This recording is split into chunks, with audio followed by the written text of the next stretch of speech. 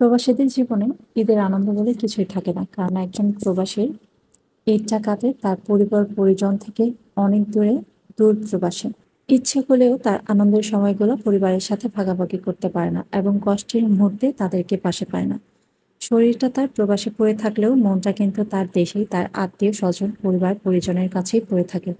আসসালামু আলাইকুম everyone, welcome back to my another blog. আশা করছি আল্লাহর রহমতে আপনারা যে যেখান থেকে আমার ভিডিওটা দেখছেন সবাই ভালো আছেন।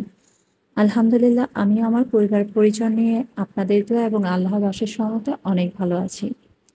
ঈদের আগের দিনে ছোট্ট একটা ব্লগ আপনাদের সাথে আজকে শেয়ার করব। এবারের ঈদটা আমাদের জন্য অনেক বেশি স্পেশাল ছিল, কারণ অনেক বছর পর আমরা আমার ভাইয়ের সাথে এবারে ঈদ করতে পেরেছি। আমার ভাই যেহেতু দেশের বাইরে থাকে, তো দেশের বাইরে থাকার কারণে তার সাথে আমাদের অনেক বছর হয়ে গেছে ঈদ পালন করা হচ্ছে না। যেহেতু এবার মার বাড়িতে আছি, এবারের ঈদটা আমার পরিবার পরিজনের সাথে খুব আনন্দে কেটেছে আলহামদুলিল্লাহ।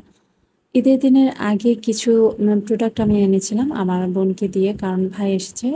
ইচ্ছে করে ভাইকে অনেক কিছুই তৈরি করে খাওয়াই। তো ঈদের আগের দিন রাত্রে আমি সেমাই, শিরখুরমা, একটা ডেজার্ট আর লুকোমো তৈরি করে রেখেছিলাম, যেন ঈদের দিন সকালে কোনো ঝামেলা না হয়। আর এই ড্রেসটা আমার মেয়ের জন্য নিয়ে এসেছিল আমার ভাগিনা আর ভাগিনার বউ। সাথে আমার ছেলের জন্য একটা প্যান্ট আর টি শার্ট ছিল। তো ড্রেসগুলো খুবই সুন্দর ছিল। ইনশাআল্লাহ আমার ছেলে এবং মেয়েকে এই ড্রেসগুলো পরলে অনেক সুন্দর লাগবে। তো ঈদের দিন রাতে আমি অনেকটা কাজ গুছিয়ে নিয়েছিলাম। আর আজকে হচ্ছে ঈদের দিন সকালবেলা সকালবেলা ঘুম থেকে উঠে ফ্রেশ হয়ে আমার হাজব্যান্ড, আমার ভাই, আমার ছেলে ওনারা চলে যাচ্ছে ঈদের নামাজ পড়তে। তো নামাজ শেষ করে যখন বাসায় আসছে তখন আমি আমার তৈরি শিরখুরমা আর লোকোমোটে সার্ভ করে দিচ্ছি। এই দুইটার রেসিপি কিন্তু আমার চ্যানেলে আপলোড করা আছে।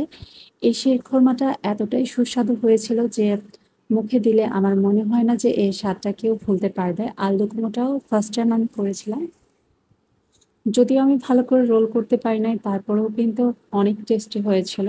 দেখতে যেমনই হোক না কেন, যেমনটা আমি ভিডিওতে বলেছিলাম, খেতে অনেক বেশি ইয়ামি হয়েছিল।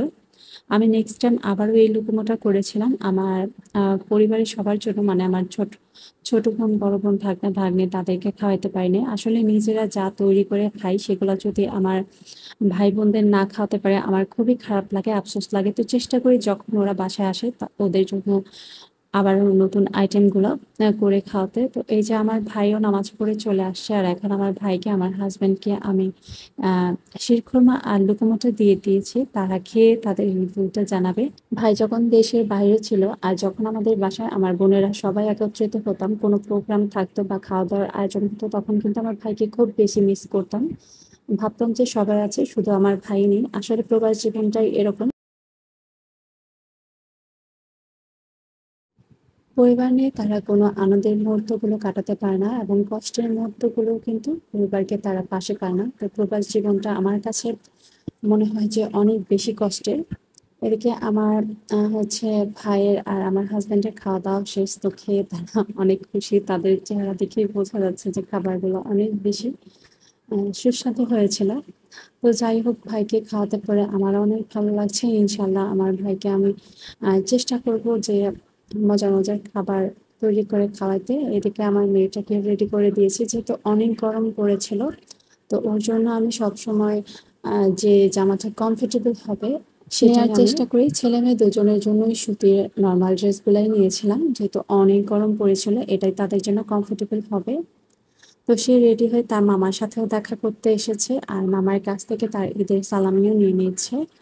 আর এদিকে হচ্ছে গিয়া প্রত্যেকটা আহ কি বলবো, অনুষ্ঠান, ঈদ বা প্রোগ্রাম যেটাই বলি না কেন, সবকিছুর সাথে কিন্তু আমাদের ছোটবেলার অনেক অনেক স্মৃতি জড়িত থাকে। তো এই কোরবানি ঈদটার সাথেও আমাদের ছোটবেলার অনেক স্মৃতি জড়িত আছে। ছোটবেলায় দেখা যাইতো যে আমরা গরু কোরবানি দেখার জন্য এক ছাদ থেকে আরেক ছাদে লাফিয়ে লাফিয়ে যেতাম, যে কোন গরুটা পাগলামি করে জবাই করতে সময়। যেটা পাগলামি করতো সেটা দেখতে খুব ভালো লাগবে সেই গরুর জবাইটা, আর যেটা পাগলামি করতো না সেটা দেখতেও ভালো লাগতো না। কোরবানি ঈদ আসলে আসলে আগেকার কথাগুলো, মানে ছোটবেলার কথাগুলো মনে পড়ে যায়। তো সেই দিনগুলো চলে গেছে, ছোটবেলার দিনগুলো তো আর কখনো ফিরে আসবে না। আসলে ঈদের দিন দেখা যায় যে আগে থেকে অনেক কাজ গুছিয়ে রাখলেও তারপরেও অনেক কাজ থেকে যায়। আর একটা সময় দেখা যায় যে কাজ করতে করতে আমি ঈদের দিন আসলে খাওয়ার কথাটাই ভুলে যাই। এখন কিন্তু প্রায় দুপুর ১২টা বাজে, এখনো আমি কোনো কিছুই খাইনি। আসলে আমি ভুলেই গিয়েছিলাম যে আমার কিছু খাওয়া হয় নাই। তো আমি গরুর মাংস রান্না করেছিলাম দুপুরের জন্য আলু দিয়ে, আর করেছিলাম ভুনা খিচুড়ি।